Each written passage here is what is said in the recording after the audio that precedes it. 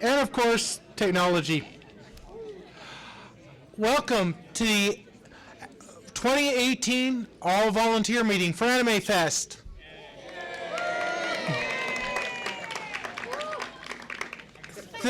Thank you to those in person and to those online who are joining us.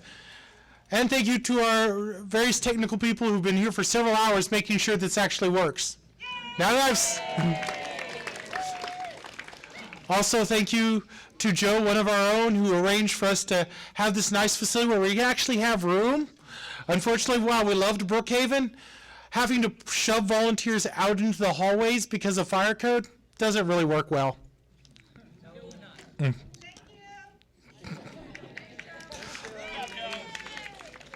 So I'd like to call this meeting to order.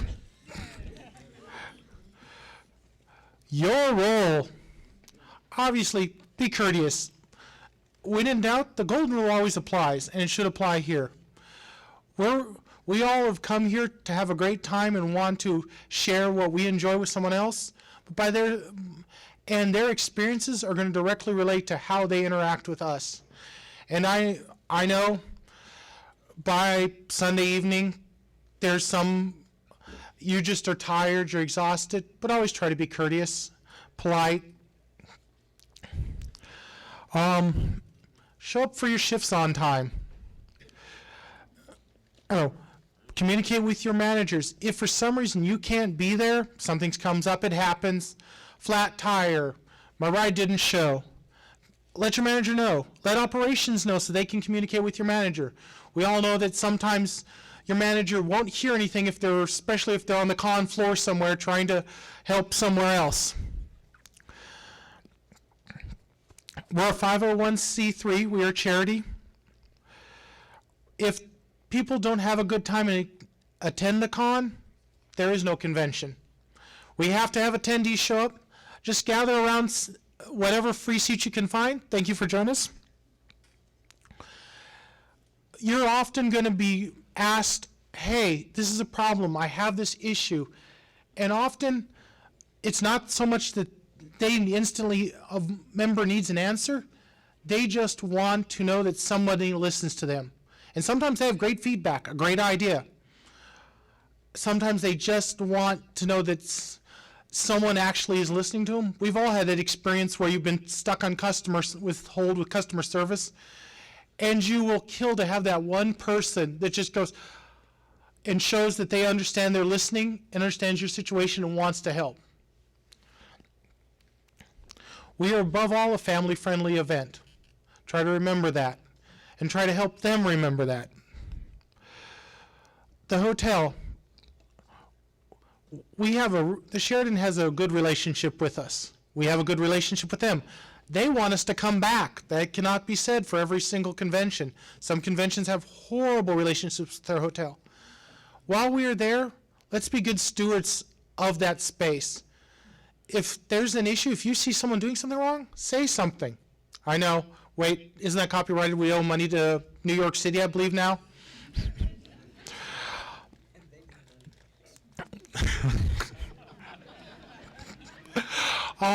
Security and safety is everybody's concern. Again, if you see something, say something. We have several safety departments that are always on floor, on radio. We have police officers in uniform to provide a safe environment. Help it stay that way. We do not discriminate on race, color, religion, national origin, age, sex, pregnancy, citizenship, disability status, veteran status, sexual orientation, body shape, fitness, or appearance. I think I've covered them all. Simply put, we try to build an environment of acceptance. We're here to have a good time, so are they. If there's an issue where someone is being discriminated against, please escalate up to a manager. If the issue is with somebody in your chain, operations is always there if there is an issue as a volunteer that you have with anybody.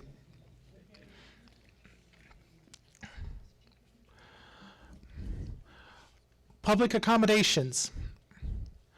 Now, of course, this is too fine of a print for me to actually read here, but simply put, if they're asking for something that's not unreasonable, accommodate it.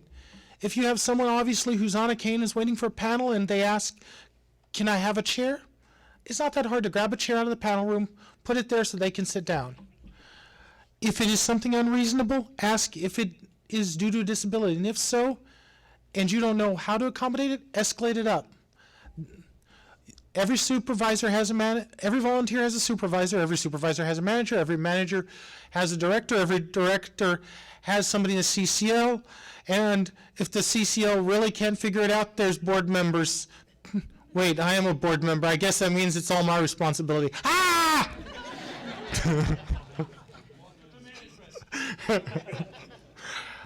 Yeah, no comments from the peanut gallery there, founder. Only the cashew gallery. Ah, true. Someone might be allergic to peanuts. Responsibility. Talk to your manager about your role. What is your role? What are your responsibilities? And what do you actually have the authority to do? Do not presume that you have the authority to make a decision if the manager has not told you you have that authority. And when in doubt, talk to your manager HQ. Let's see. Whoops. And now Badger, our Director of Operations.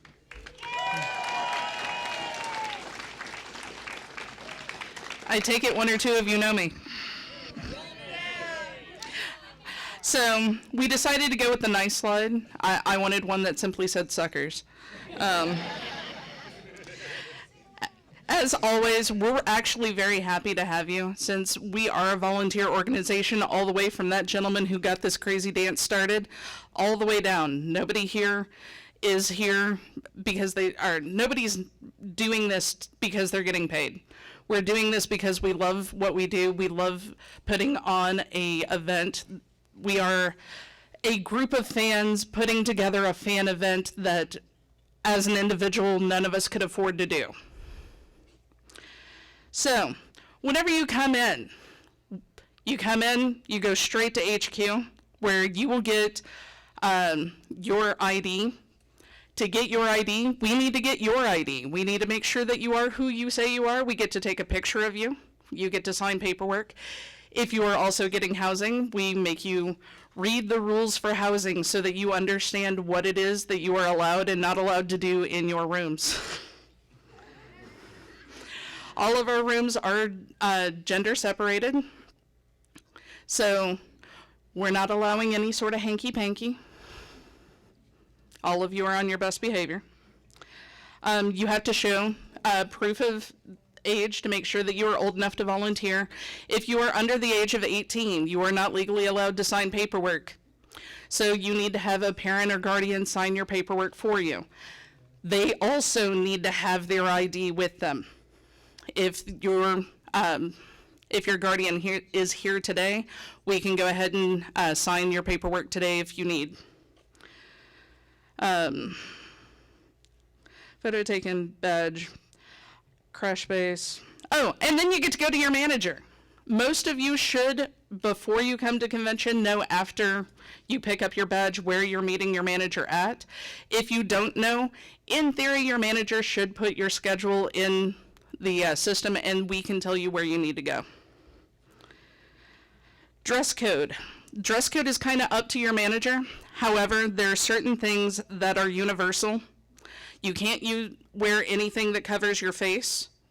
While you're on shift, we have to see your beautiful face. Because if a person comes up to you and asks a question and you have on a mask, no. If you need to go up to the hotel and go, hey, there's a person who's having a CPR, we need help, and you, no, please. And that includes unusual contacts as well, but only on shift.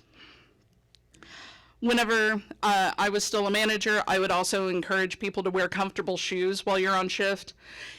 We've had a person spend an entire day walking around in figure skates last year. I do not recommend that. She is awesome.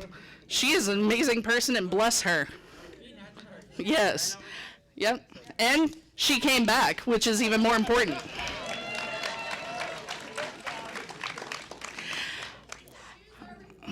Oh, shoes are definitely required. They are required for you. They're required for everybody who's on the convention floor. That is a rule by the hotel. That is a rule by the city of Dallas, and that's a rule by us.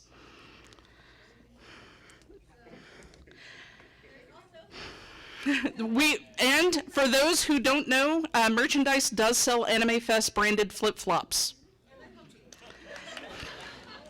So if you see somebody without shoes on complaining that their shoes hurt or their shoes are all the way up in their room, merchandise has shoes for you.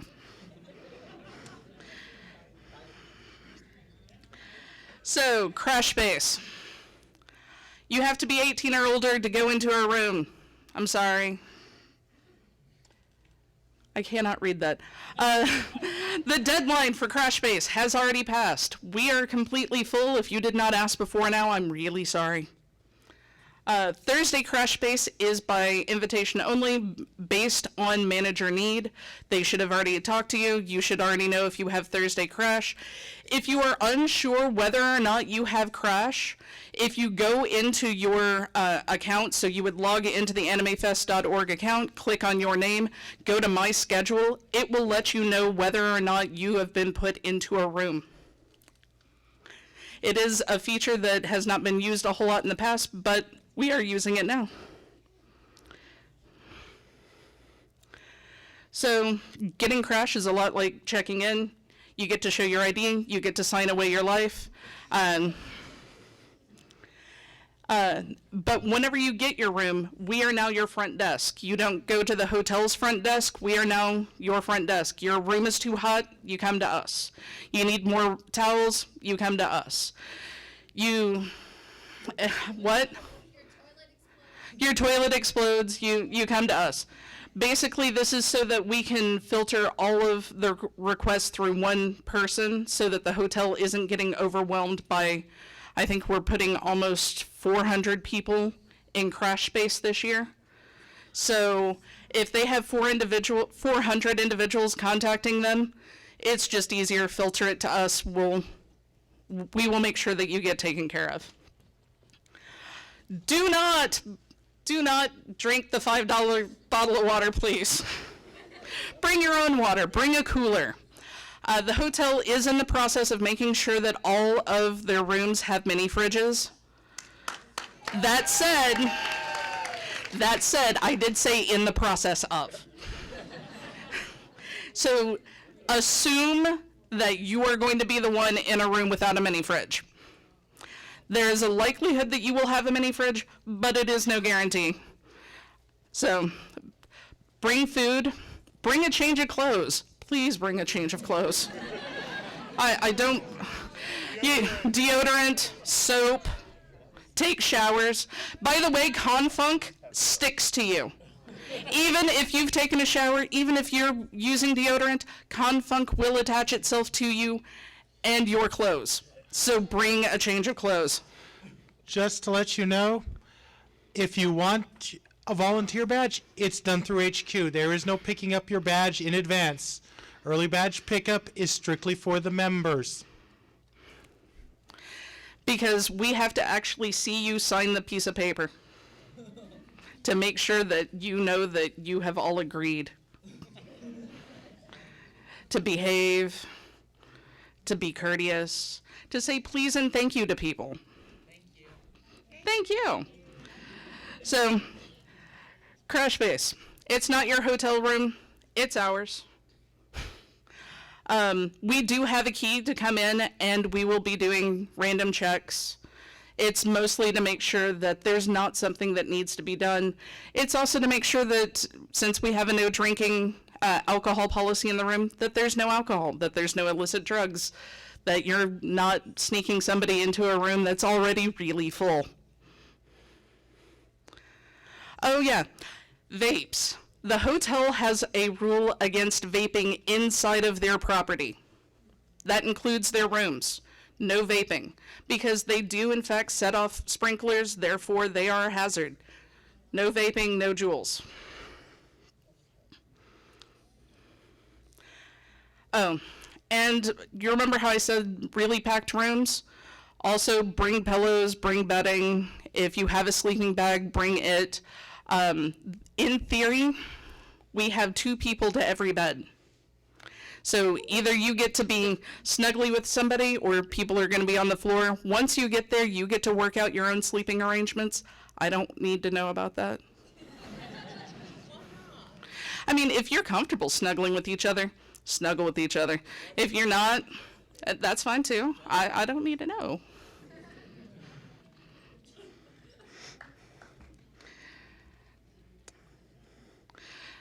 You want me to talk about the map?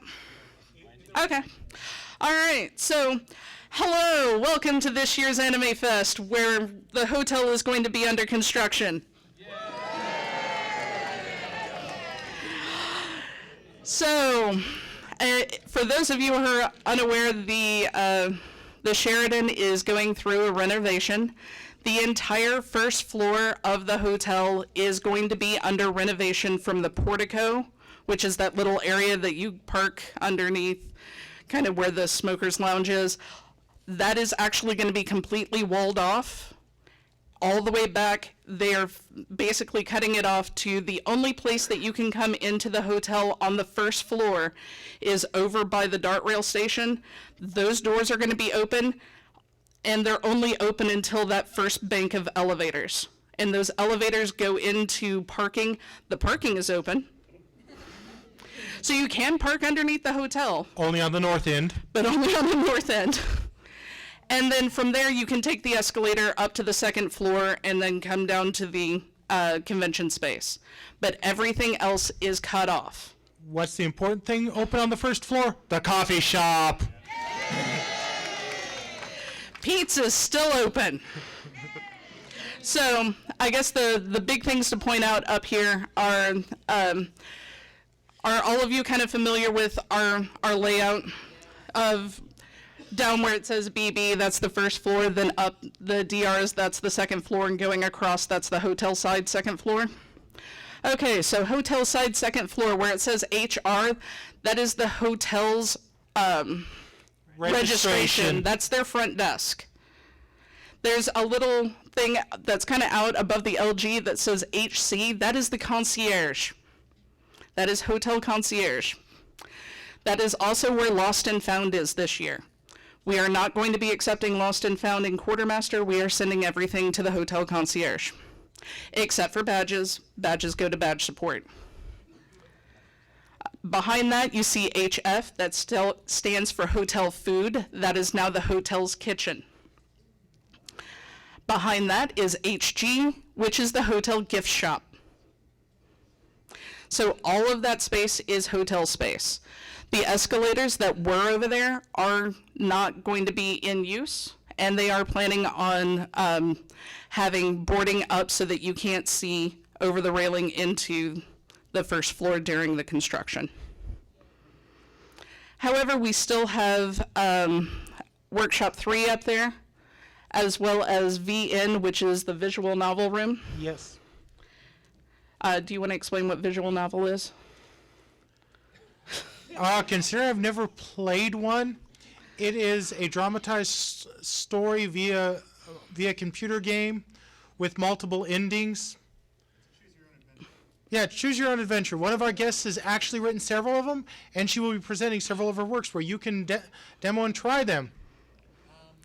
She will also be in the dealer room. Oh, Yeah. and she will also be in the dealer room. All right.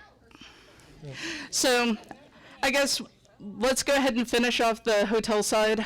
So you see the CO rooms down at the bottom. Those are the cosplay office and cosplay repair. We have the LG room. We have Texas Lug, which is a Lego group that's going to be in doing a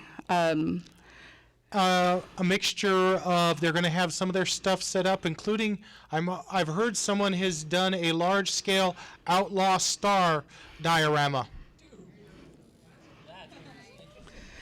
Next door to that, we also have the exhibition room, which Monogatari is, the guests are actually bringing artwork directly with them from Japan for this exhibition. So We also have W1 and W2, which are our workshops rooms. P6 is panel room 6. That's pretty self-explanatory. Moving across, we have dealer room in its normal location. P4 and 5 are panel rooms 4 and 5. In between them, you'll see LS. That is the logistics room. Logistics, basically, we combine quartermaster with everything else that you need to go and pick up in one lovely location. So for those of you who are used to picking up radios and tablets and vests and all of that, you will now go to the second floor convention center to the logistics room to pick up all of your stuff, which we'll be talking about that in a second. Going down to, oh, and Reg is in Reg's spot. Going second. For all of the quartermaster stuff is now on the second floor as opposed to the third floor. Because traditionally it was up next to HQ. It's now in between panel rooms 4 and 5. On the first floor, BB is Bazaar. We also have an info desk in front of it. Autographs is in the back. We have panel rooms 1, 2, and art show closest to the windows heading out towards Olive. Main events, P3, and then line room. The line room is where people will be picking up their tickets for autographs this year. So the autograph tickets are available from 8 a.m. to 10 a.m. each day. And they only hand out the tickets for the autograph sessions for that day. If there are any additional tickets afterwards, they can be picked up from autographs. I'm looking for Cruz to make sure that I'm telling that right. Okay.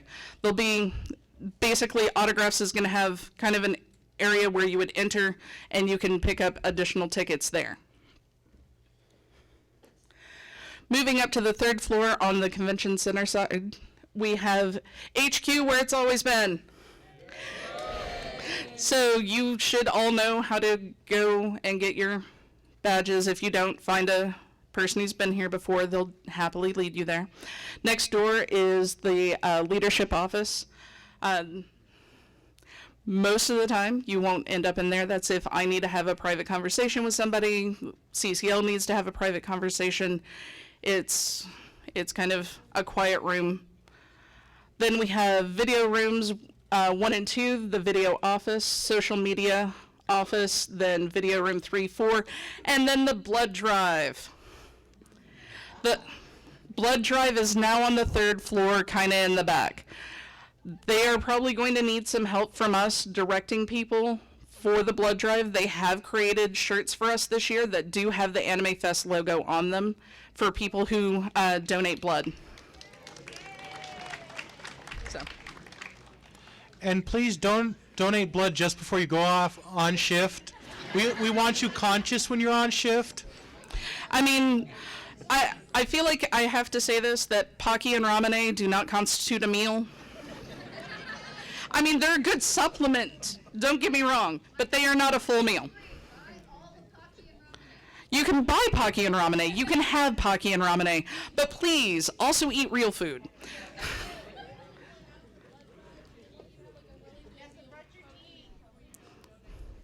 That is correct. The blood drive will want you to have a real meal with protein before you go, preferably also sleep. Hence the reason for the crash space. In theory, you will have sleep, you will bring changes of clothes and have comfortable shoes, and deodorant. And deodorant is important. We do have a staff suite that will have food available. It's not there for full meals.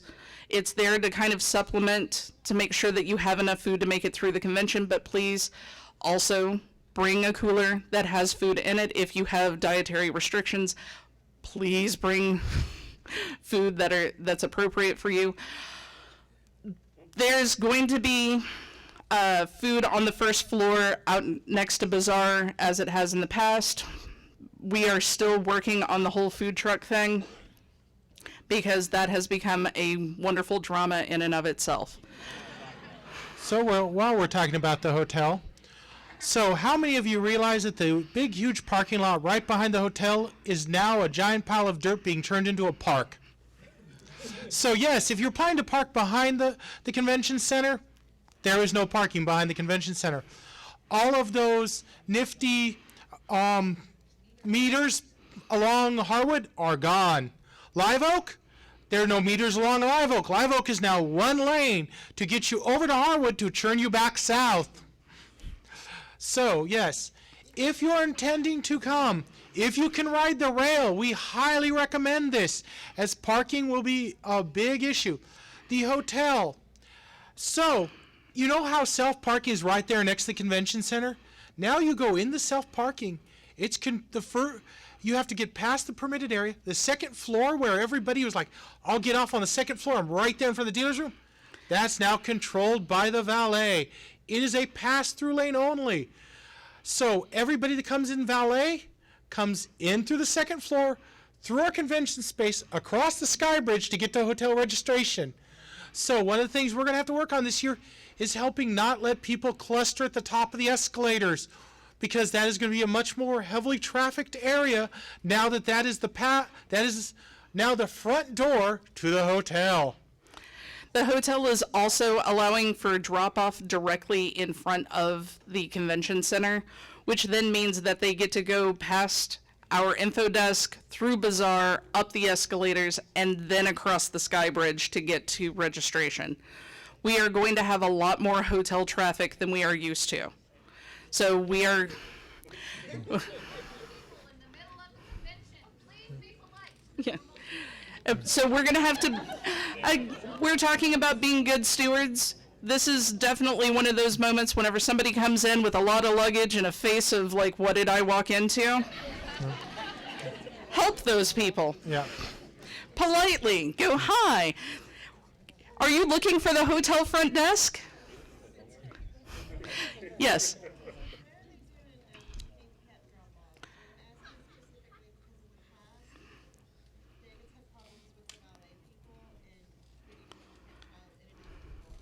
Ooh. You will need to talk to the hotel. The hotel has not made that clear to us at this point. The transition of what they're doing is still somewhat in flux. Oh, Sorry, thank you. we were asked about handicap drop-off, if the hotel has a specific area for those who have needs to get in and out of vehicles. Traditionally, they would let them out in the portico, but with that gone, it could be the valet area, it could be the area in front of the hotel. I'm not entirely certain yet, but I can ask. Yes, please. Yes. Anybody else? In that case,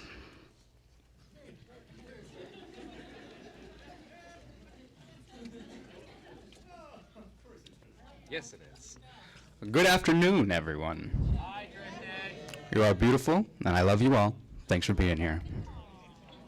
Okay, bye. Yep, that's all me.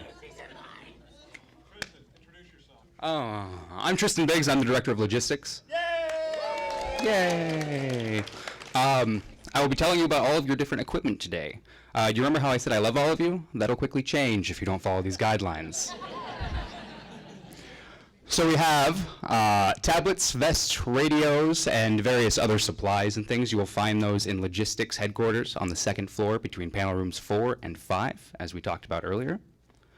When it comes to our equipment, the first is the tablet. All of our badges have RFID. It's a scan system. Just as a note with these, they don't pass over them. You will be tapping them to the tablets you get. It'll have a sticker on the back of most of them. sorry, Oh, okay. I'm just coming up to. So this year, attendee badges are going to be half-sized for those who are working tablets. That means that it's a lot smaller area, so it's easier to just know where to tap. All of the volunteer badges are going to be our normal full size, but all of the attendees are going to be half size, so it should be easier to spot who works for us and who doesn't. These tablets that you're going to be using, they are not toys. Don't open any other applications, don't install any applications, don't do anything other than what you're supposed to be doing with them. In theory, you won't have time to do anything else anyway. Some of these tablets will be specific to staff members. You don't have to worry about that unless someone comes and tells you. So when you go and get them from logistics, you'll have to show your badge. We'll take note of it and keep it in a file. We will know that you have it. And on that note, you cannot pass any equipment you get off to someone else before you come up. Don't do that. If it's the end of your shift, bring your equipment back up to logistics, we'll check it back in, and then we'll give the next person their equipment. I already also said that you are responsible for returning it. Don't give it to anyone else to send it back up to you, even if you're not switching off for shift. You personally, your face, your badge, you have to bring your equipment back. Otherwise, you will be responsible for it. The safety vests are used to show that you're there for a reason, basically. Any kind of security, anyone on doors, stuff like that. Checking in equipment, I am not taking equipment that is not named on the badge. What? For staff equipment, if you check it out, you check it in, I will not take it from somebody else. I have to Yep. have the name and the badge on the same ticket. Yep. Like he was reiterating, don't bring it back if it's not yours, and don't give it to someone else to bring it back for you. Gotta be you. Okay. Anyone who's using a tablet to check badges, you need to wear one of these so that people know you're the person to go to. You're not just standing there with a tablet, just looking at people's badges for fun. This is another thing that you have to show your badge to check out. And it's another thing that you have to return in between shifts. Don't run off with them. When you're not on shift, don't wear one. You know, pretty simple. People will ask you questions if you have the vest on. So if you're walking around dealer room and you have on a vest, they're going to expect you to know how to answer questions about the dealer room. So unless you're prepared to do that. Still, You're not prepared to do you're not. Answers need to be correct. All right. Moving on to radios. These are very important. Let me say that again. These are important and also expensive. They cannot, under any circumstances, get any scratches, stickers, markings, drawings, anything like that on them. While you have them, you are responsible for making sure that they don't get anything on them. And if you don't, it comes out of us for $300 a pop. That's a lot. We have a lot of radios, over 100 of them. Don't mess them up. We will find you. I will do it personally if I have to. These also must be returned between shifts. Everything must be returned in between shifts. I'm going to say that a lot so that if anyone passes it off to someone else or doesn't do what I've said here, I can say, hey, I told you to do that. Sorry for your luck. All right. Up next is Aaron with Safety Air.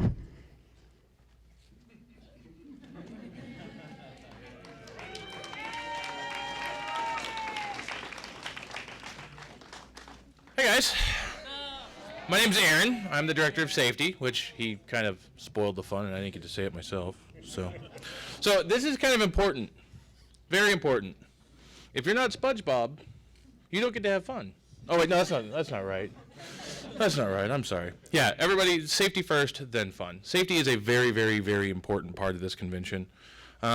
We all take on the responsibility of making sure all of our attendees, all of our volunteers, all of our everybody is safe.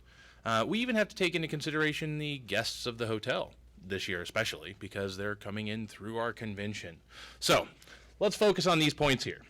Safety and health of every member and volunteer is of high priority. Keep that in mind. If I see you doing something unsafe, I'm going to say something. If you see somebody doing something unsafe, say something. This is all of our responsibility. There may be a group of people that are designed specifically to make sure that people stay in line and that they don't wear the wrong clothes. But honestly, if you just see somebody that's not dressed properly, be like, hey, just so you know, somebody's going to say something. Why don't you go change? So these are some very, very important rules that we need to follow here. The radio usage, okay? radios are given to people because we need to be able to communicate across the convention if something happens. They're not to be used as just a kind of a communication device to talk to somebody else on your team. It's like, oh, hey, how's it going? No, don't do that. These are important. I can't really read this here. Yeah, I can't read that either. That's small too. Okay, so with the microphones, there's a lot of things that go on with them. They've got a little push button on the little walkie thingy. If you got a little mic that's up there with you, if they got one on the button on the walkie as well, you need to push that down for a little while before you start speaking. Otherwise, we're not going to be able to hear you. It'll sound something along the lines of, "I need this." Who needs this? Who needs what? We need that detail. So please hold the buttons down and then communicate after a few seconds. Also, hi Badger, how are you? I'm here to help you read. You're here to help me read? Oh, awesome, because I can't see any of that at It's all. the identify who you are and where you're Ah, located. yeah, okay, that's really important. So, that's one of the big things. If you don't know who you are, we're going to have a problem knowing who you are too. We don't help with existential crises. Yeah, we really don't focus on any of that. So when you're on the mic, push the button, say who you are, who you're with, and what you're looking for. That's very important, because if somebody from the ESC department says that they need somebody somewhere, I need to know that they're with the ESC department. I need to know who's asking so I can find them, and then we can all get there and help right away. So please be very clear, concise, and provide the information. Yes, Joe. Because there are 14,000 Joes. Okay, so your dealer room, Joe. That's Joe Chan. That's There's Joe also- Loomis. There's also Arcade Joe. There's a Joseph. There's about 2 other girl Joes. Okay, so Identify I'm your just going to assign numbers to all of you from now on. If your name is Joe, we're going to have a drawing later. You're going to be that But, number from the yeah, convention. don't expect if you just say your name over the radio that we're going to know who the heck you are. Exactly. Identify your department Right, and the department of the person you're looking for. right. So yeah, just, hi, I'm Joe. I need somebody here. That's really not going to help. And on a serious note, no matter what department they're in, no matter how uncommon you think their name is, please, because last year there was 2 Austins and it bugged the crap out of me. Sorry, other Austin, if you're here. No, he raises a very valid point. Actually, another important thing is to enunciate. Yeah. You would be surprised how similar Badger and Patrick sound like over the radio.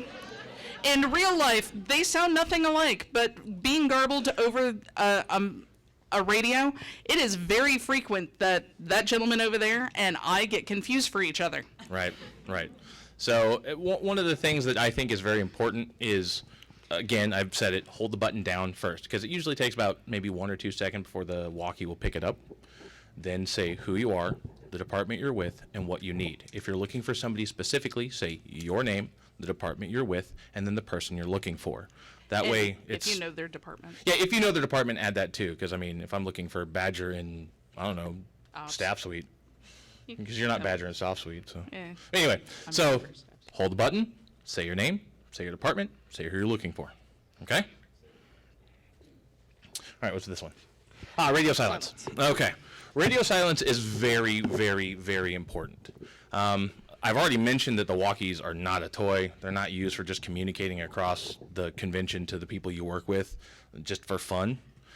If a radio silence is called, that means you are silent. You do not push a button. You do not try to reach out to somebody unless you are asked to do so. If somebody is asking for you specifically, you can then respond. All right? We are actually actively looking for, usually in this case, we're looking for a small child that's gone lost. Okay? And useless radio chatter is not going to help us find a kid. And I don't know about you guys, but a lost kid really hits me in the heart. I don't want to find a lost kid at the convention. That makes me sad. I want to find them right away and get them to their parents, but I don't want to hear about it. So when radio silence is called, don't talk about it. Don't get on the walkies. Don't be trying to say, oh, I found a child. If you do find someone, find a director or a manager and have them communicate that information. Okay, because we're looking for specific people that are going to be communicating to us so that we can narrow this down and get it taken care of as fast as possible. All right? Let's see. That really is small, man. I really should have made these fonts bigger. That's true. Yeah. Said once it's over. Oh, yeah, yeah. Yeah, okay, so once radio silence is over, myself or another director that called radio silence will end the radio silence. At that point, we will resume standard radio communication like we had before. But only when the director that called radio silence says that it's over, is it over. Just assume that it's still going on the whole time until you hear otherwise. Obviously, maybe your radio died during radio silence and you didn't hear anything, and I understand, that's an exception. But Then you need to go to quartermaster and get a new battery. yeah, you go and talk to them. So, yeah. What else? That's basically it for that. Yeah, one. that's this one. Okay. Next one. Next. What we got here? Service animals. Oh, service animals. Okay. So. Miniature horses. Okay, so there's really only one type of service animal, well, two technically because of the miniature horses. Yeah, service dogs are accepted in the hotel. Other animals are really not. I mean, you can have a comfort parakeet, but it's not welcome in the hotel. I mean, we're not going to tell you it's not, but the hotel will. Pretty badly. No. If you have a comfort tiger, then that's not comforting anything. Okay, that's just increasing problem. Yeah. So if you do run into somebody that has a service animal that they need, we can't tell them that they don't need it. Okay, that's very critical. We had somebody last year that had a service rabbit. It was their comfort animal, and I totally understand that, but the rules are that it's not allowed in the hotel. So if you see an animal that is not a dog, please find a manager. I've listed some of them there that you can talk to. Okay, all of those people will have the correct information on how to handle a non-dog service animal. Also, if a miniature horse shows up, we can't tell them no. That's important. Yeah, if anybody shows up with a miniature horse, though, seriously, please no. Okay. Yeah, don't do that. So, if there is a dog in the hotel, and it is not labeled as a service animal, and it's not being disruptive, leave it alone. Okay? You can't tell somebody, oh, you can't have that here just because it's a dog. And then I'm talking dogs specifically, not anything else, just dogs.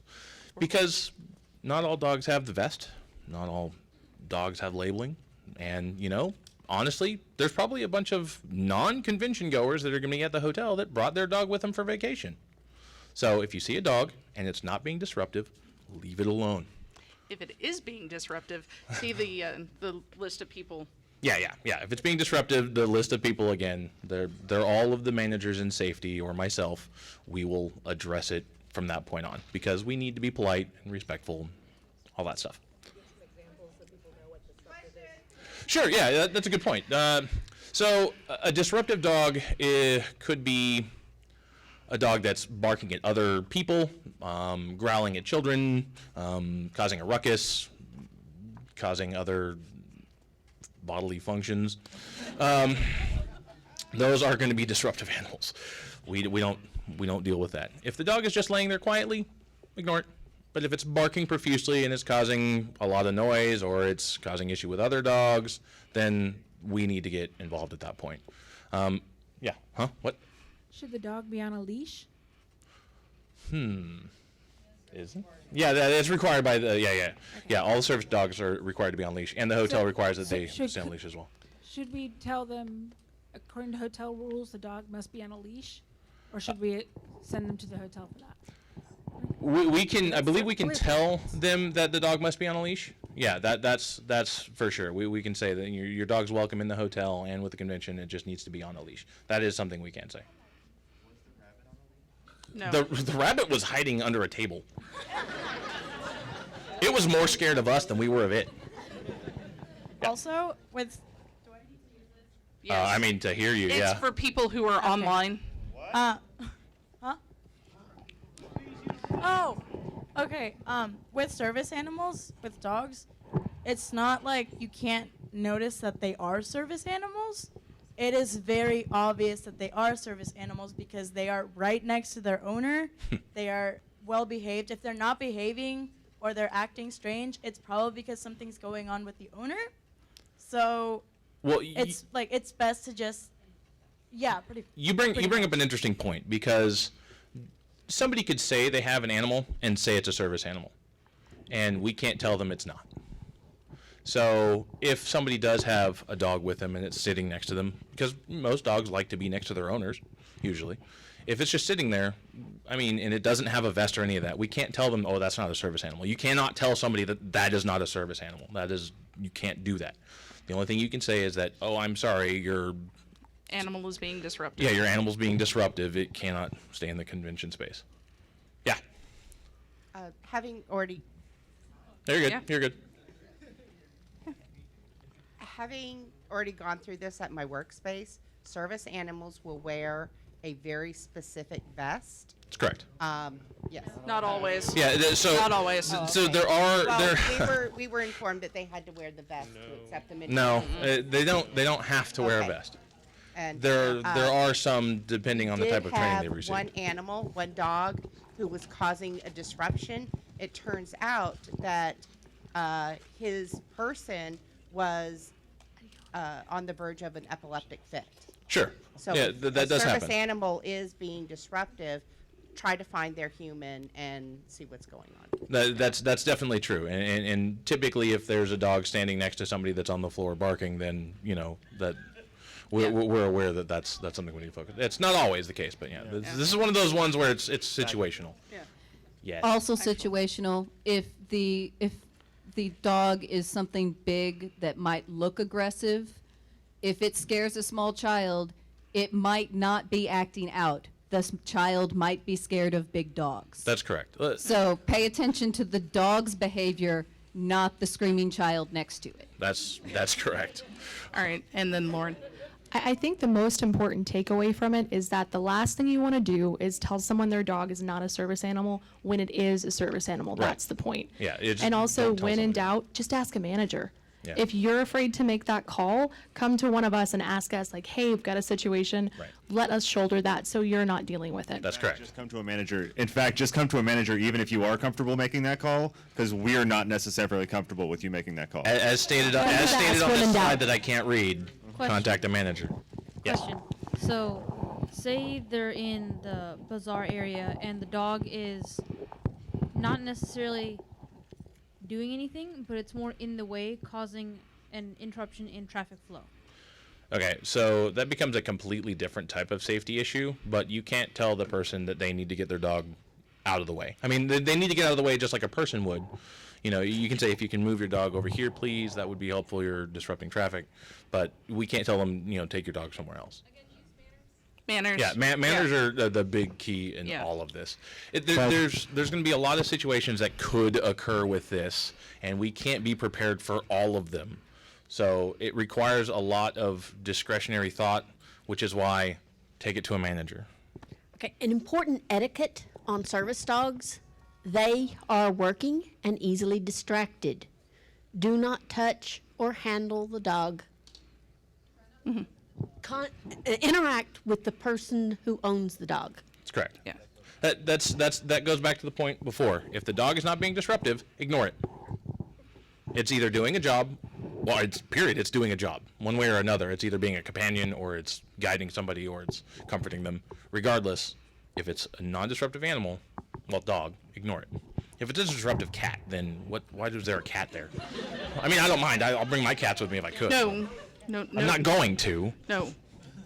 No, don't worry. I would never bring my cats. Are you kidding? They stay at home. They're safe. I said I would want to. Okay. All right, we're moving on.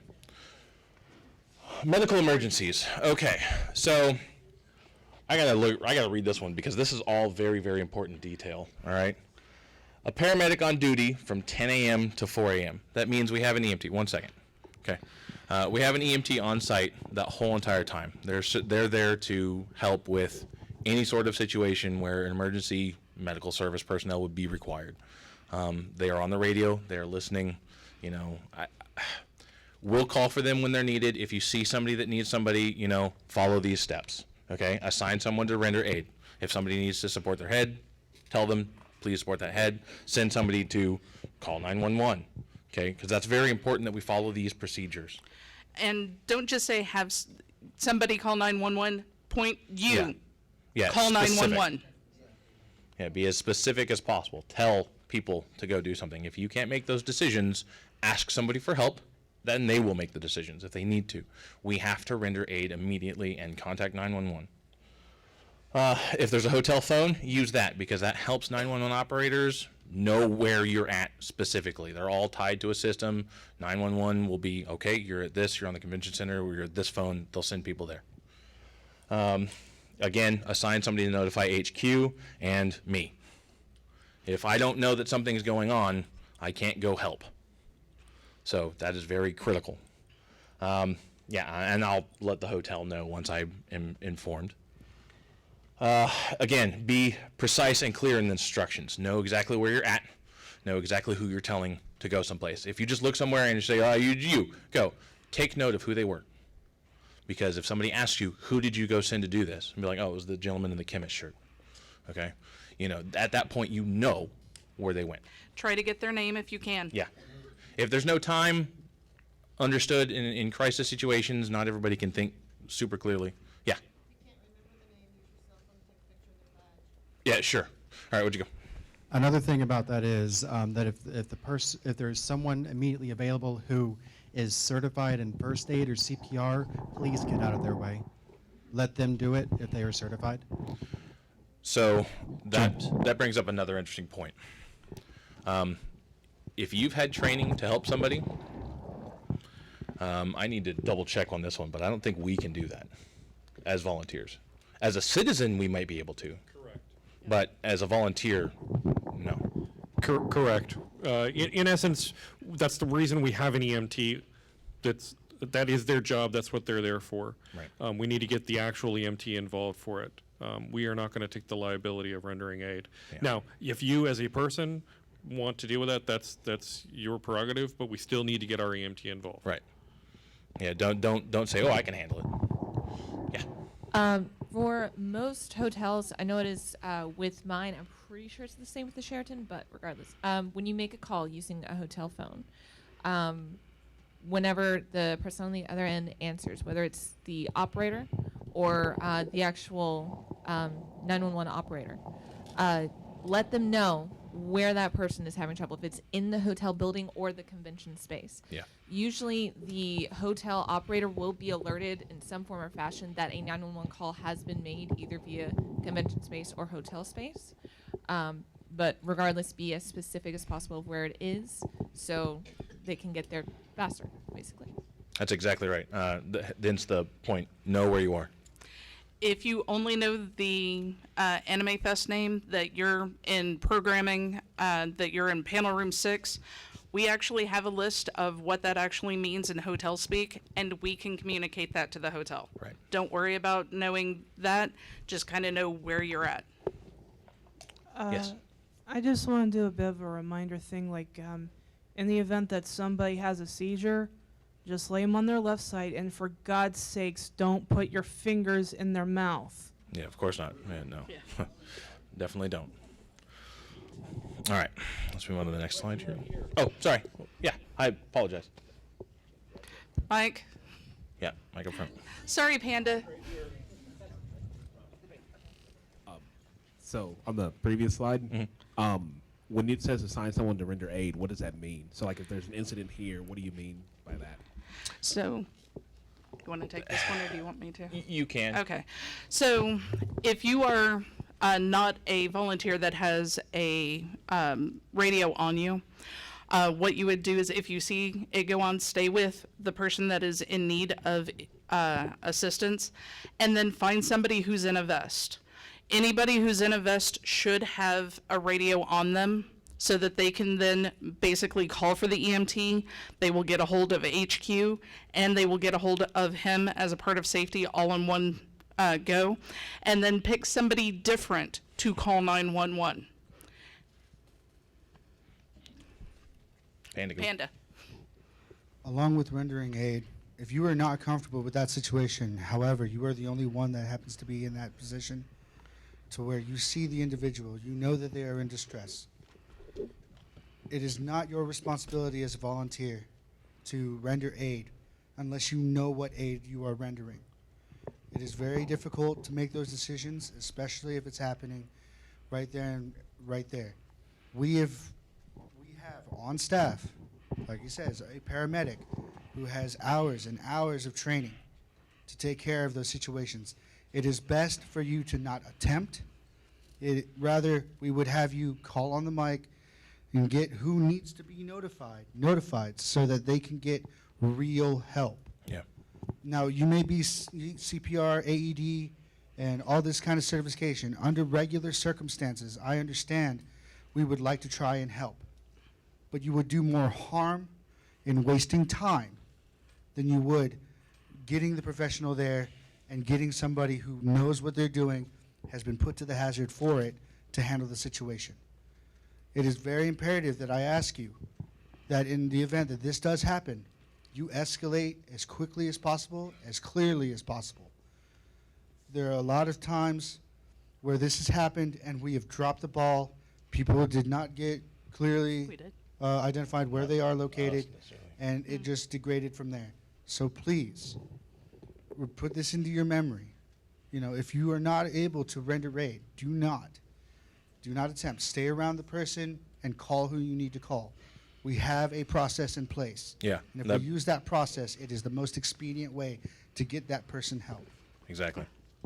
Yeah. Contacting the EMT is incredibly important. Yes, Joanne? Sorry, I keep interjecting No comments. The dealer room is going to be very crowded a lot of the time.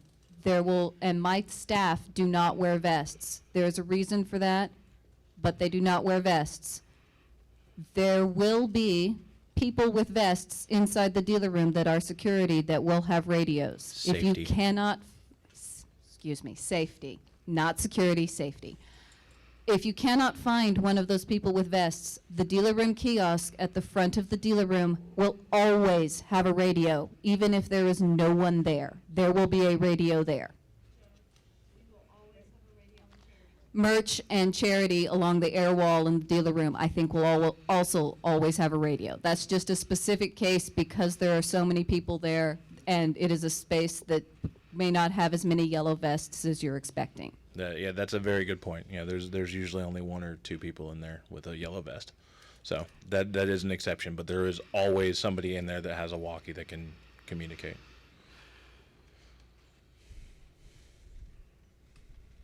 We're going to have to cut the questions down too so we can move through this, just FYI. So I just wanted to clarify. You do want to assign someone to call 911, or do you want to wait for the paramedic to make the call on whether or not to call 911? So follow these rules right here. Okay? Assign someone to render aid. If they're capable of helping that person, do so. Assign someone to contact 911. Then use a hotel phone like I said.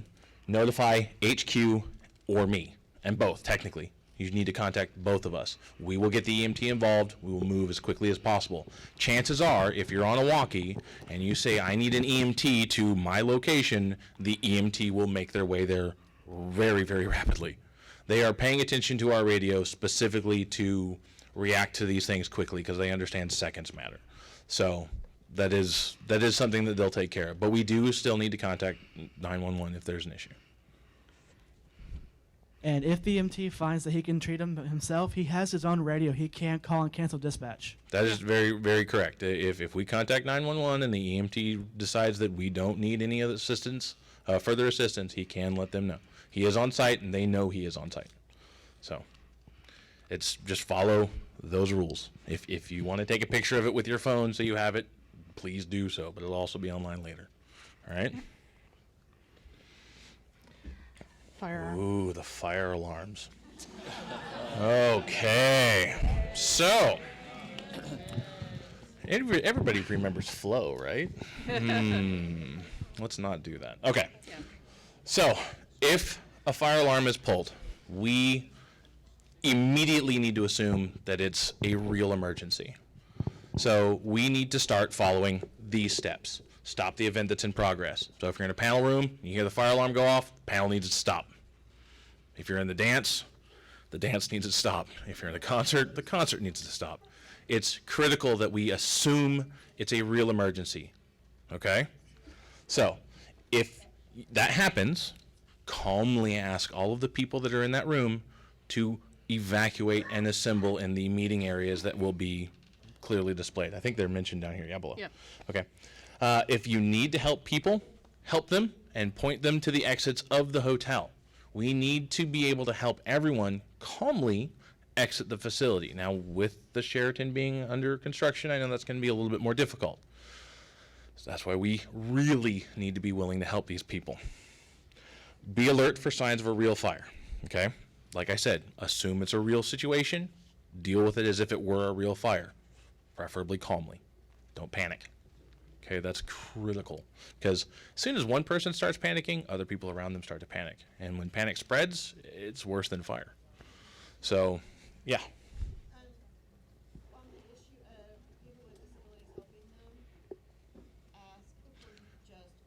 Right, yeah. If you see somebody that you think might need some assistance, ask what help you can provide. Do not assume. Assumption is pretty bad, except for the assuming that it's actually a really fire. So assume it's a real fire, but don't assume somebody needs help a certain way. Yeah.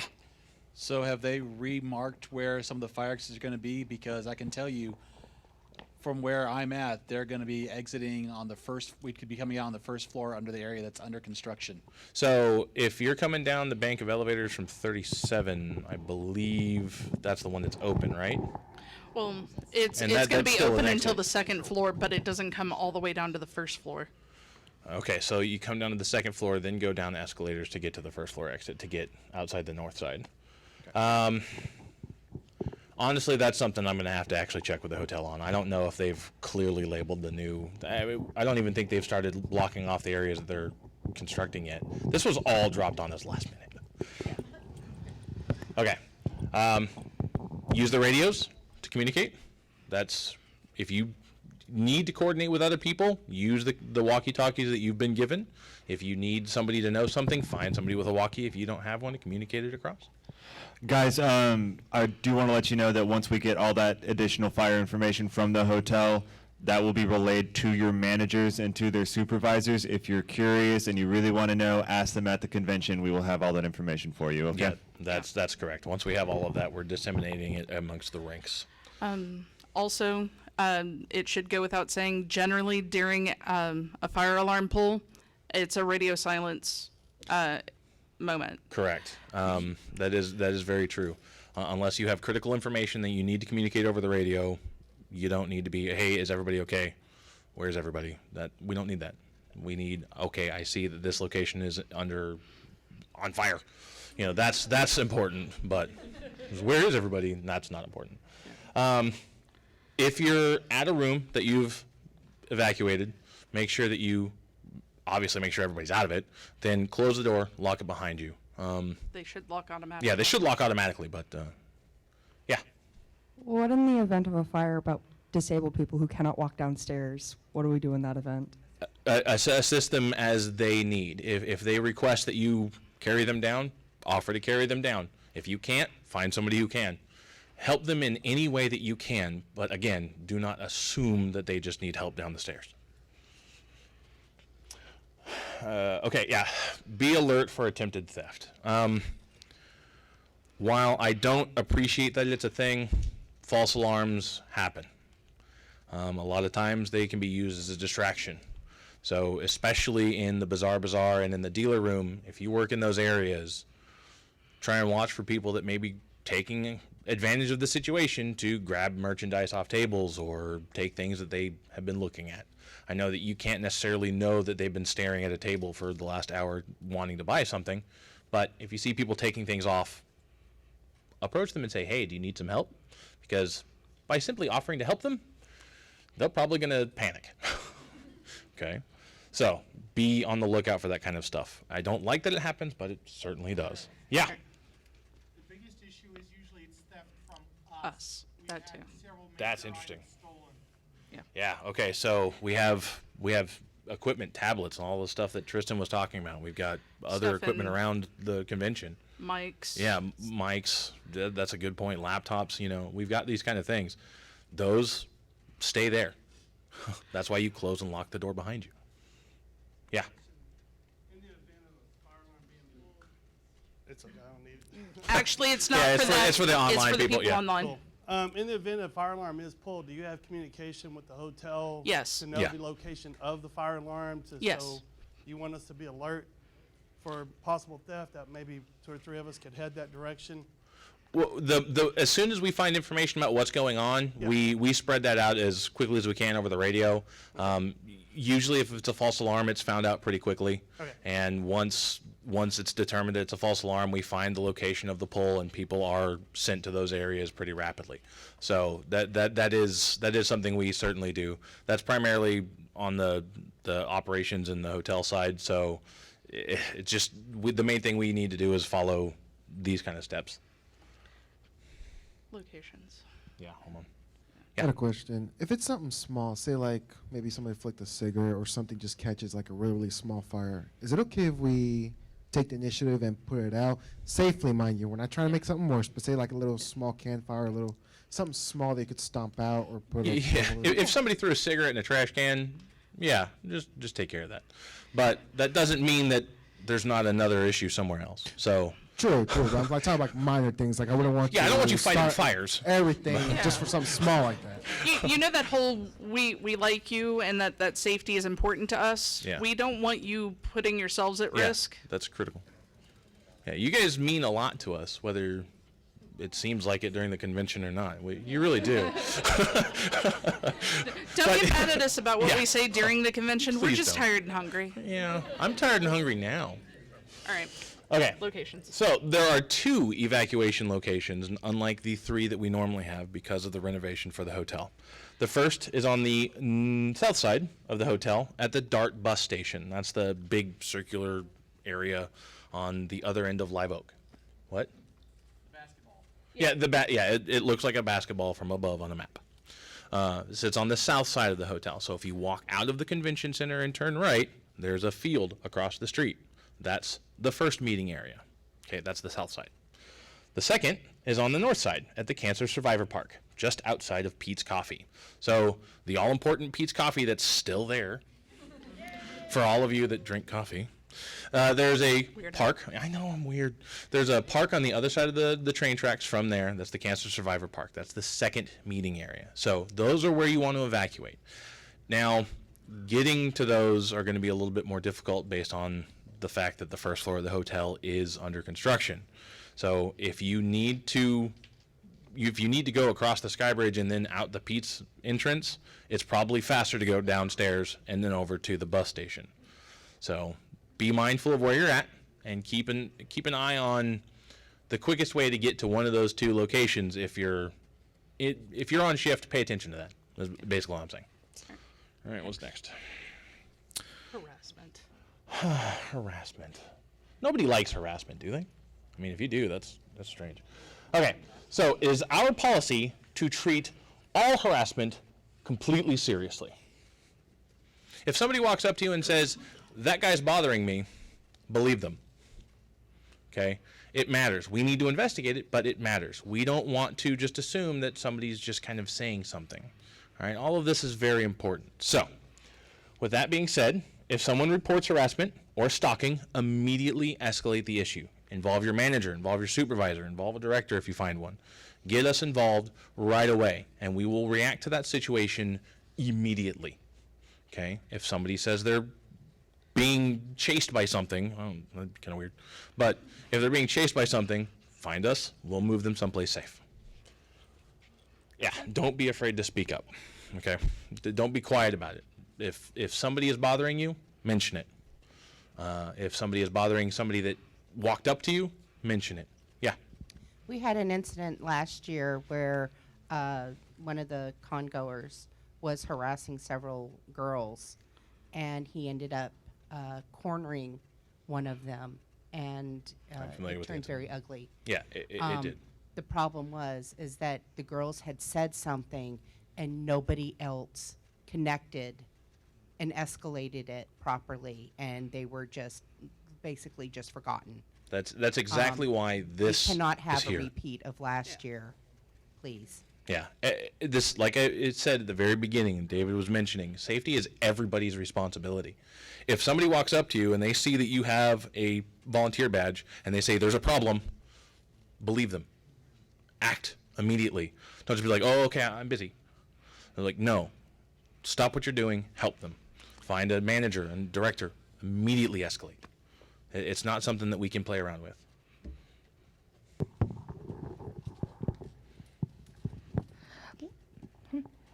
Let's say you're off shift and someone comes up to you, like you're minding your own business in the dealer's room, and they find you before they find someone to invest. Should you, of your own volition, go ahead and help that person find someone with a vest or a manager? Yes. Yeah, definitely. I know it might sound like a stupid question, but No, it no, seems like that's people, not a seems like stupid people do question it. at all. That's actually a very good question. Yeah. If somebody approaches you, whether you're a volunteer or not, whether it's AnimeFest or not, if somebody comes up to you and says, help me, this person's following me, help them. Yeah. And not like just about harassment, but if they're having any issues at all, kind of thing. Well, I mean, obviously it depends on the issue. If you Yeah. can help them, help them. If they need to find somebody that is on staff, have somebody on staff help them. Or at least direct them to where they can find a staff member. Correct. Yeah. I don't know, and I'm not going to assume how often it may happen, but if you get a handful of girls, boys, whoever, people, say like, I don't care how many, come up to you and they're smiling and giggling and they're playing around, and one of them jokingly says, excuse me, this person is following me, I don't appreciate it, and they clearly seem like they're playing our friends, go ahead and make it clear to them, like, okay, are you intending to be serious about this matter? Because just to let you know, we do take harassment seriously. Are you being serious? Go ahead and clarify if they're joking or not. If they're not and they're smiling out of nervousness, help them. If they're like, oh, okay, no, I'm sorry, then you've cleared up the matter. Yeah. Just to be clear on that. go ahead and That clear it is up with that. that does happen. I've seen it happen in the past. One of the best things I think to do in that situation is, as soon as somebody, even if they seem joking, say I'm being harassed by this person, be like, okay, if that's the case, then let's go on over here right away. Okay, get serious with them immediately, so that they know that we're not taking it as a joke. Now, if they say, "Oh, I'm just kidding," then you can say, "Look, we take this very seriously. It's not fun to be harassed or stalked or picked on or anything. We take that very, very seriously." So, if you come across as confident and very serious when they say that they're being harassed, if they're joking, they'll back off. So, all right, back to David. Thank you, guys.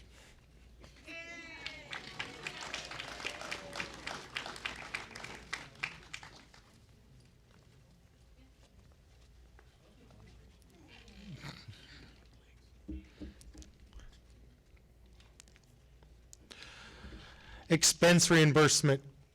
One of those most favorite things after con for you, the volunteers, not for the accounting department.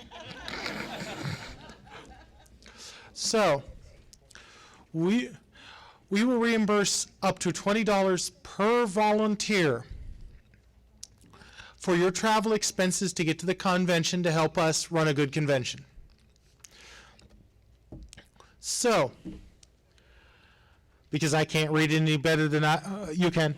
Aaron, this idea of presenter notes was not the best idea. Or it should have just been slid over. Okay. You can. Okay. It's carpooling. Yes. Reimbursements can be pooled. It is often the best way to pay for the parking.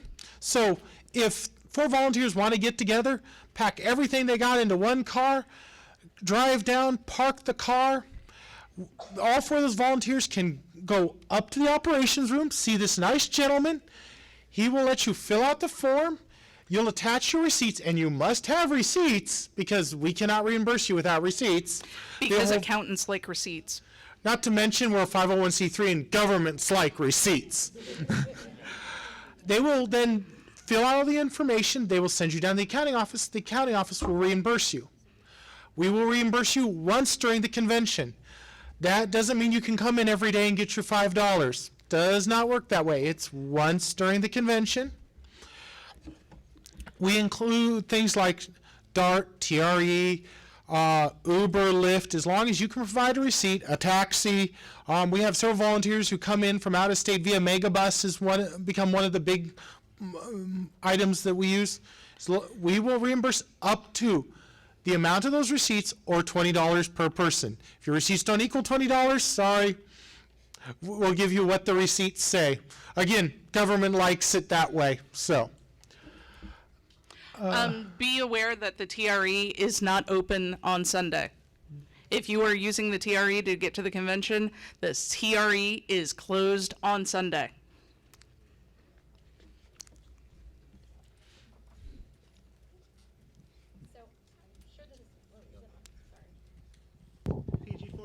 Yay. Okay. So I'm sure it's going to come up. I know like Uber and Lyft receipts are going to be like digital receipts. Do you need physical copies or can that be emailed to accounting? Actually, we can either take pictures if you get a digital receipt, or we can have you email us and print it off ourselves. Oh, cool. So like they can literally just take pictures of their receipts and send you those pictures as well if they're trying to keep a hold to make things easier. Yes. Operations will help you get that. Yeah. Yes. This con, I bought a pass about I would like to give me. I'm volunteering, so I was okay for yes. badge reimbursement. Yeah. Okay. For badge reimbursement. After you volunteered, your manager will sign your form. Again, operations, it's your friend.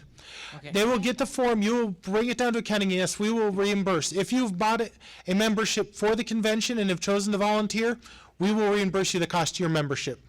Okay, that's what I was. Yeah. After the con. Now. You have to first make sure that you actually work your hours before you get your money back. Okay. So.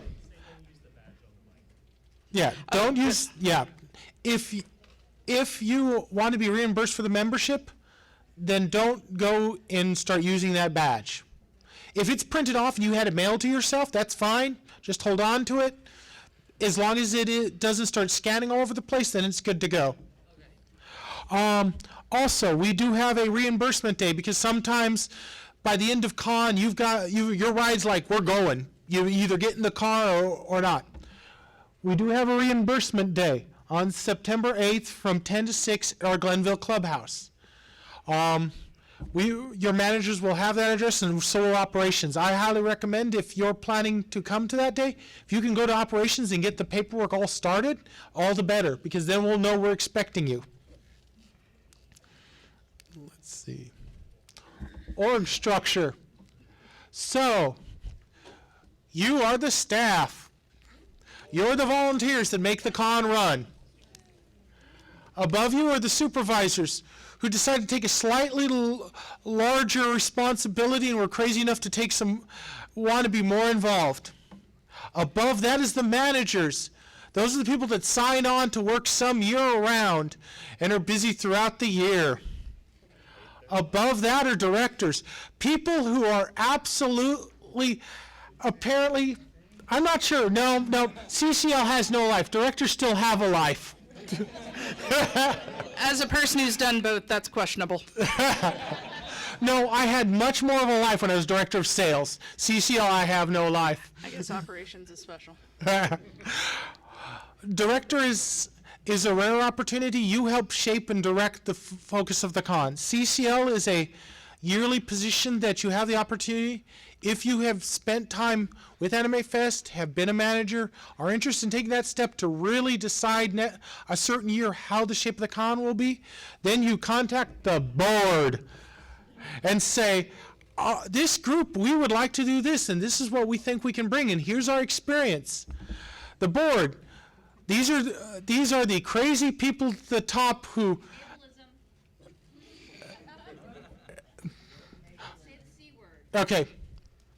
Okay, to be fair, this started because somebody got food poisoning and thought they could run a convention. Actually, two somebodies.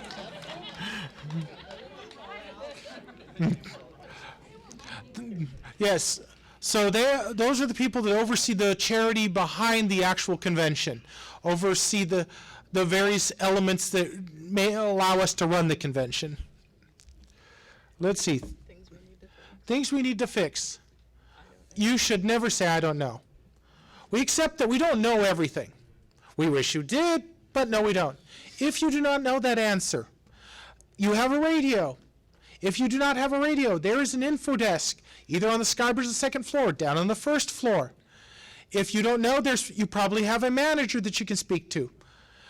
Escalate until you find this person an answer, because we've all been there where all we want is the answer. So be aware of that. Make sure that you don't say, I don't know that. Find someone who does know that answer, because that's all they're wanting. That's not my job. And that's not my job. We are a team. Every part of this convention is our job. I can tell you one of the things that impressed me most a decade ago was I was working registration. Before we even had directors, there was the board and there were managers. 3 members of the board sat outside registration with their own personal laptops and registered people because registration was literally blocking up Bazaar. It had gotten so full at a smaller hotel. That's the kind of thing we want. We are a team to build a great convention and to have a great time together. So there is no, that's not my job. If it's outside your knowledge or you don't know how to deal with that, get on the radio, find the appropriate manager. There is someone that can help with that situation. Can I add one? Sure. So this really goes for whenever we're doing teardown. I've been a manager, I've been a director, and I still get on my hands and knees and pick up painter's tape that gets put down to make lines at the end of the convention, because we're responsible for making sure all of that is gone whenever we are gone. So whenever it's teardown, whenever your department's done, if there's still another department that needs help doing teardown, help out, because we're all in this together. The more people who stick around and help with teardown, the faster we can get everything done. And to the party. What party? There's a party. Why? There's a question that has just been asked. So the volunteers that are still around, basically staff suite will put out what food is left, and there's a sort of closing party. Dead dog. Thank you. I'm usually too tired and too dead at that point to even care. Hence the dead dog. Yeah. So, other questions? Not a question, just a comment. If you volunteer, the minimum is 16 or 24, depending on what you're doing, but that doesn't mean that we won't let you volunteer more hours. If you get bored at the convention and want to come help out, talk to your manager. Yeah. Yep. Or other departments. This is a great way to learn about other departments if you're looking to shop around, or if you're looking to become a supervisor or a manager or anything like that. You need experience, and this is the way to get it. Yeah. Yeah. So we got a whole slew of mics moving around. All right. So I have a couple volunteers that are out of state, and they were wondering if if they can get like a copy of the PowerPoint that you just put up. Will there be a copy that we can send to our volunteers? Actually, I think we are going to have this as a recorded video that they can go back and watch. Okay. So just the video itself. Yeah. All right. We can probably post the PowerPoint. I just don't know the technical end of that, but we'll look at that. Right here. Yes. They were talking about the hours working. You may work more than 16 or 24. You may also end up in a different department. And I know some people, back when I was just a volunteer, that would happen. And some people get confused by it. But going back to the customer service issues on questions, I don't know if it was mentioned, but don't ever start your response to a question with, I don't know. Or what you should say is if somebody comes up and says, I need this, say, let me find you an answer, or let me help you. It's really important customer service-wise to be positive from the get-go. And, I work charity, but I've been asked questions in the bathroom. So that badge is going to signal you out. Just be prepared for it. And this goes back to the especially, unless you're willing to ask questions, do not have the yellow vest on off shift. I was wondering about the crash spaces. Like, how long are we to be in the room, or when do we have to leave the room? All right, so for crash space, it depends. If your manager has signed you up for Thursday crash, you should already know that you have Thursday. Otherwise, all rooms start on Friday. and they go until Monday. And Monday you have to be out by noon. 11? Sorry, you have to be out by 11. The hotel has us closed by noon. We need to make sure that we have time to come and wake you up after 11 because Yeah. you slept in or got before you finished. And if you still have a shift after that, you might want to work out with your manager where to store your luggage during the last parts of your shift. Especially as, if you remember, Hotel Concierge is now a little itty bitty desk out near the Sky Bridge, which means I don't know where their giant closet they used to store all that stuff in is going. So keep that in mind.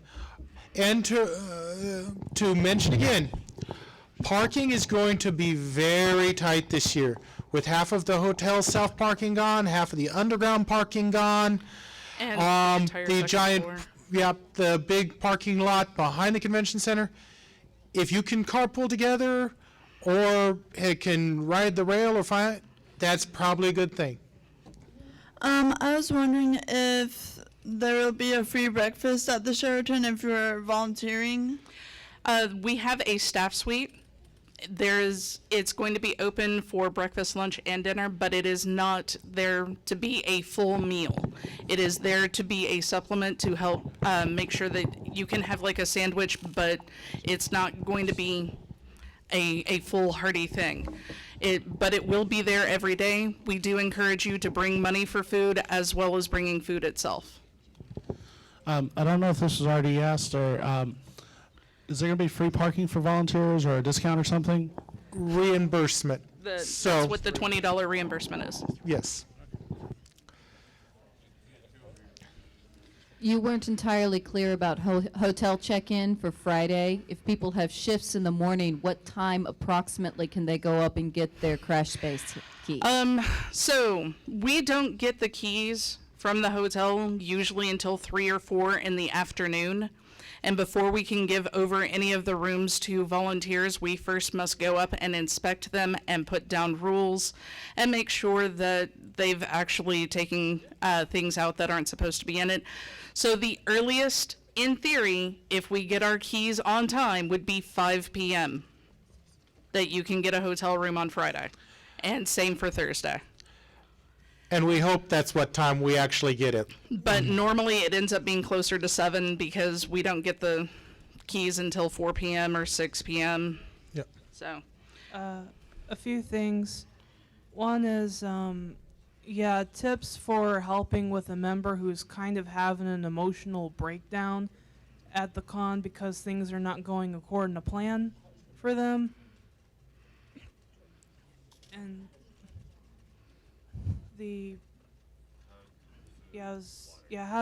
how do you deal with the other thing is also asking if we're dealing with a few other issues, like maybe I noticed that at the dance and in general you have a rule saying don't throw stuff, but I know that some people have the habit of throwing around beach balls or stuff, but how do you try to quell if they want to do something like play a game of tossing a giant, cardboard 10-sided die?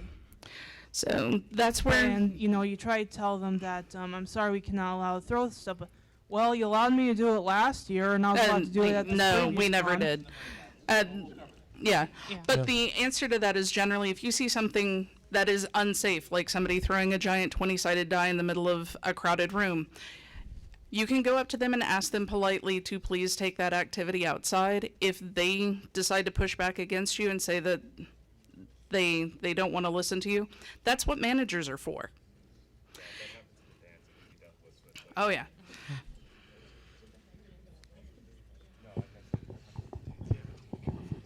I have a question. If you're like special needs, like you have ADHD, bipolar, autism, how will that?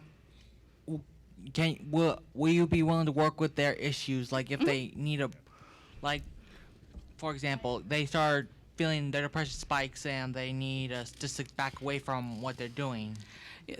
Communicate that to your manager. If your manager isn't on shift, then you should have a supervisor on shift.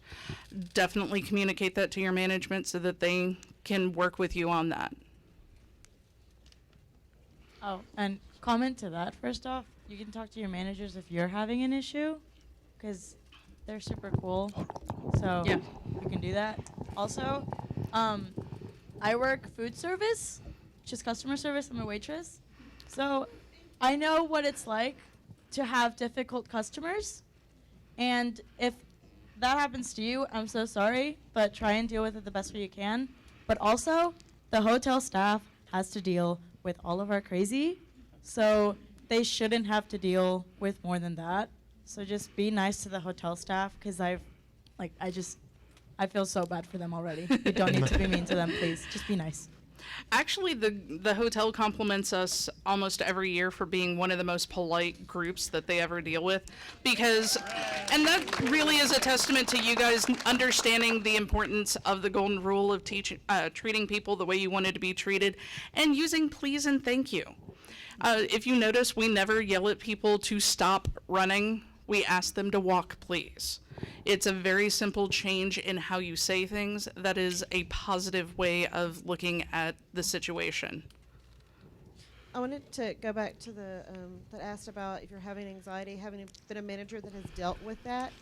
In advance, get your manager and your supervisor's cell phone numbers so that you can text them so that we know where you are. I mean, we understand if you can't have a full-blown conversation with this, talking on the phone or texting, but let us know where you are so that we don't put you down as missing a shift, or we don't get worried that something has happened to you. But having been a manager that's dealt with it, yes, get a cell phone number and text them so that we know. Hi, I don't know if it was clarified, but what is the earliest you can check in to get badges and such? Badge opens at 10 a.m.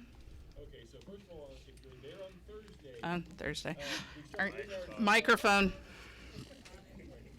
Okay, so for badge pickup, for Thursday, we start getting our room at 3 p.m., so by about 5 p.m. is when you can generally, reasonably, for sure, come and get your badges. Then, starting from then on, from Friday running on, we open at 9 a.m. each day and run until 10 p.m. That's when you can pick up your badges, and once hotel room keys are available, it'll be in the same area, so that's where you go. Yeah, if you are on shift before HQ is ready to issue badges, go ahead and show up for your shift. We fully understand that on Thursday, in many cases, there are going to be some of the departments that are already working, roadies being the prime example. They're hauling all our stuff in. They won't have badges till probably the next day, but they'll be working like crazy to get everything done. Yes.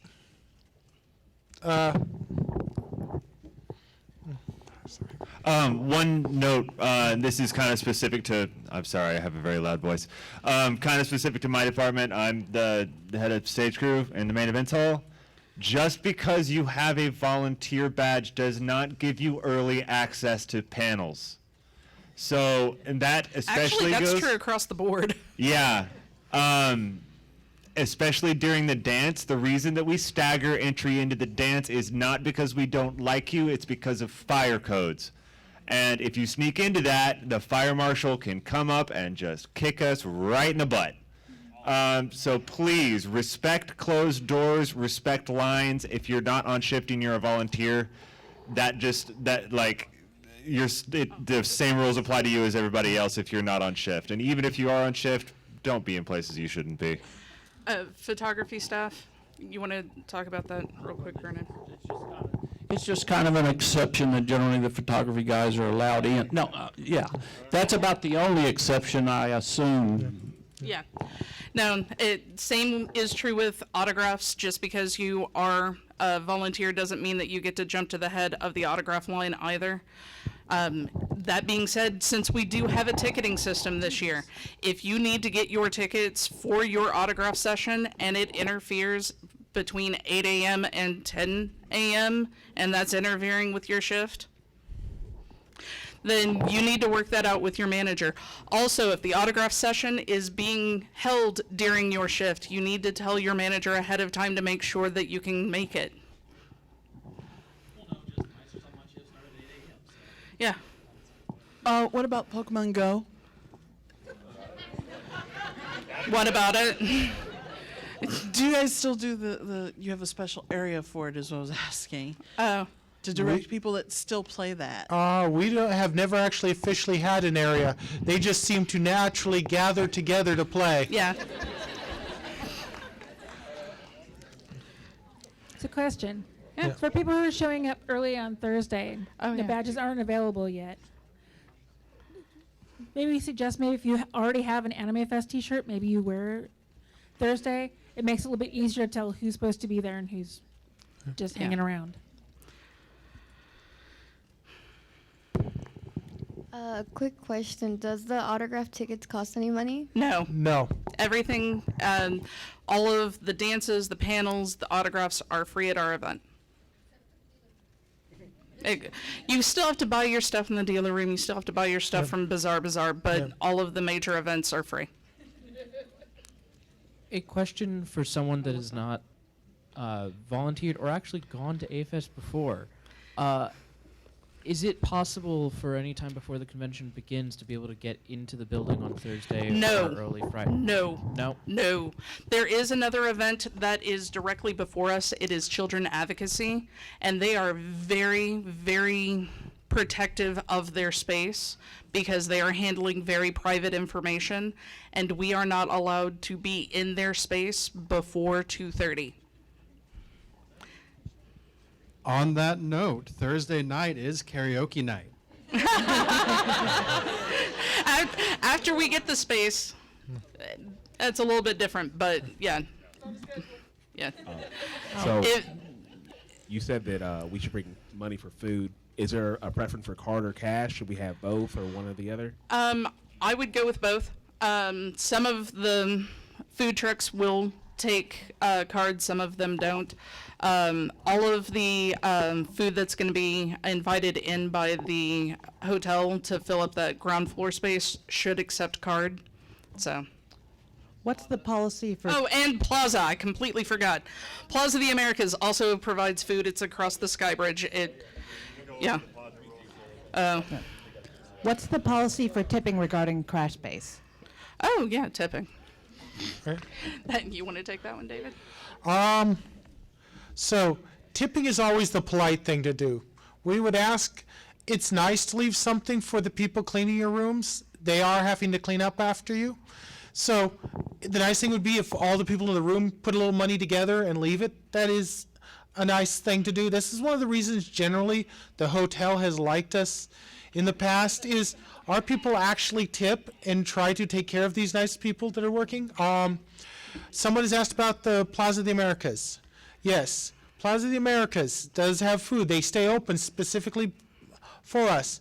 They do not allow props, large-scale items. They do not allow masks. Do not go over there in full costume. They will turn you back away. That is a business. It is not a retail location. It is a retail location that feeds that business. So please understand, they have much stricter rules and are very particular. The rules will be posted on the doors as you go to the Skywalk to leave our building to take the Skywalk to the Plaza of the Americas. And a quick note on that, they also do not like you to take photographs within the Plaza of the Americas either. Yeah. Yes, do not plan to ride the elevators up and down. Also, there's a lot of restaurants around there, but you commented on this last year, but you are in the city of Dallas, and it is not safe at night. Yeah. Because I have lived there. Yeah. So stay in the building if you can. Just And saying. don't forget that there's also things nowadays called DoorDash and Uber Eats, and they know how to get to the hotel. So don't charge to the room. And do not charge to your room. Yeah. No. Yes. Question over on radios. Mhm. Say you come in and you're starting your shift, you check out the radio from quartermaster, and you may not be notified or aware that it is radio silence. Would they inform you? Yes. As you're picking up, if radio silence is going on, they will hand it over to you and inform you that radio silence is active. Circling back a little, is there actually a designated Zen/quiet room you can refer people to if they need it? Unofficially, there's a lot of places. I don't think that we have a specific designated area, but the conference room up on the 4th floor is going to be a room with tables that is generally going to be quiet. The photo rooms as well are generally pretty quiet. Yeah. Yeah. Last year there was a specific walking path to the cosplay contest. Do we have anything like that this year? Oh. So we are not at the Majestic at all this year. No. Sorry. That was a complete oversight on our part not to mention that. So all our events are back in the Sheraton Convention Center. There is nothing at the Majestic anymore. Yeah. No, that's a good thing, Yeah, we were actually seeing really low attendance at the Majestic. It just really wasn't worth it. And also, for what it's worth, this doesn't need to go over the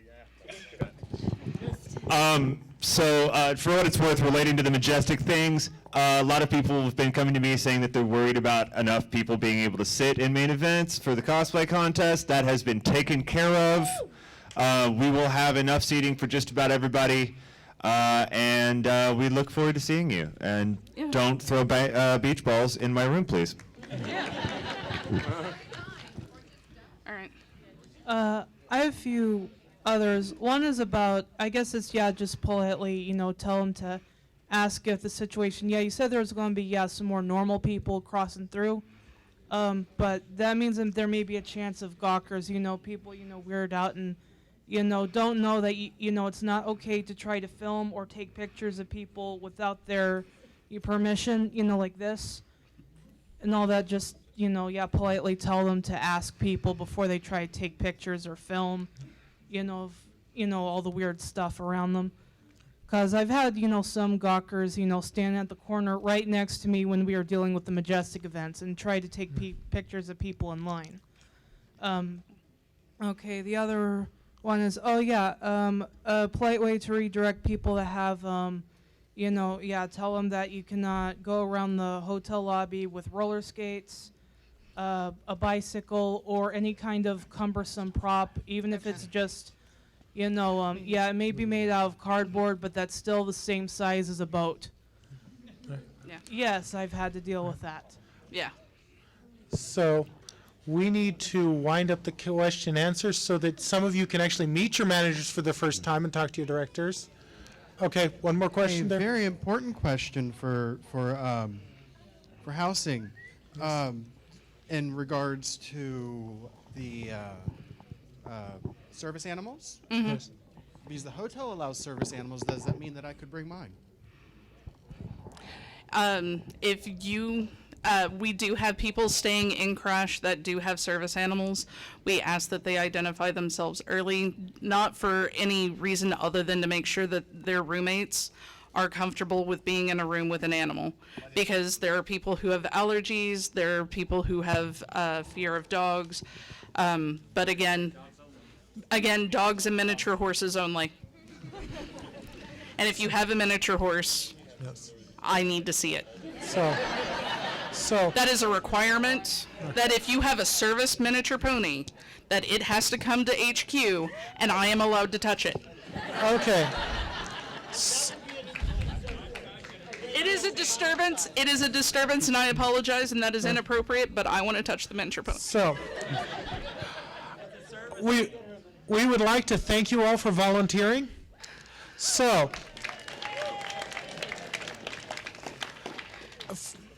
the sales division, which includes registration, merchandising, charity auction, dealer room, bazaar services, accounting, will be in here. Art show. Well, you know where you're going to be, Captain. So does every one of your volunteers.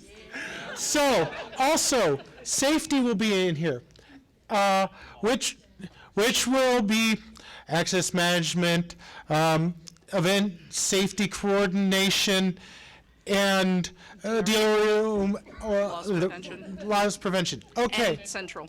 And central. Okay. Now it gets a lot harder. So what we're going to do is do Have the this. directors. We're going to have directors come up, rattle off their departments, and say where they're going to be, then you're going to follow them. Since Melissa's right, well, Actually, I'm right here. I'm Okay. going to do it first. line jumper. Indeed. If I'm going to stand up next to a mic all day, I might as well. All right, so operations people. That's facilities, HQ, staff.